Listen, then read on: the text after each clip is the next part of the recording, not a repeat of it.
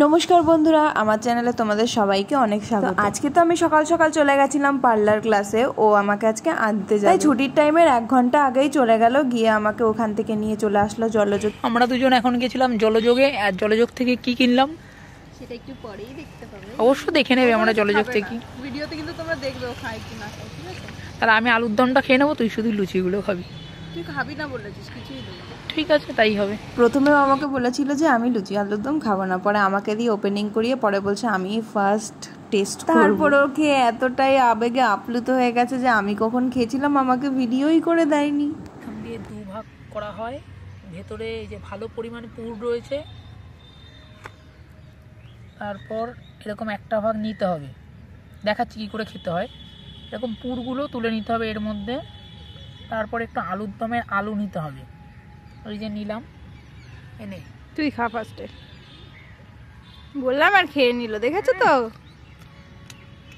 দেখো দেখো, জলযোগের এই খাবারটা অবশ্যই ট্রাই করো। জলযোগের মোটামুটি অনেক খাবারই আমাদের পছন্দের আছে, তোমাদের সাথে সব শেয়ার করবো। আবার অনেকদিন আগে ট্রাই করা হয়েছে, কিন্তু আবার তোমরা চাইলে আমরা আবার শেয়ার করবো যে কোন কোন খাবার সুস্বাদু। তো এখানে পাশেই কতগুলো বাদাম গাছ রয়েছে, আমি গিয়ে কয়েকটা বাদাম কুড়িয়ে নিয়েছিলাম। তো এখানে সব পরিষ্কার করে নেওয়া হয় বলে বাদামগুলো সব ফেলে দেয়, কিন্তু আমার খুব ভালো লাগে বাদামগুলো খেতে।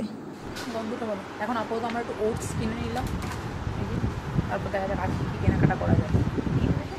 আবার একটা বনভিটা কেনা হলো। এটা কি ফালুদা? কি হবে ফালুদা বাড়িতে বানানোর জন্য? এটার মধ্যে রয়েছে ফালুদার, ওইগুলো রয়েছে মনে হয়। হ্যাঁ, ওটা জল দিয়ে মিক্স করে গ্লাসে দিলেই তো ফালুদা রেডি হয়ে যাবে। কিন্তু ওই মানে আইসক্রিম একটা কিনে শুধু উপরে দিয়ে দিলে মিল্ক শেকটা করতে হবে। আমি খেয়েছি একবার বাড়িতে বানিয়ে। তুই যদি বানিয়ে খাওয়াস তাহলে কিনবো।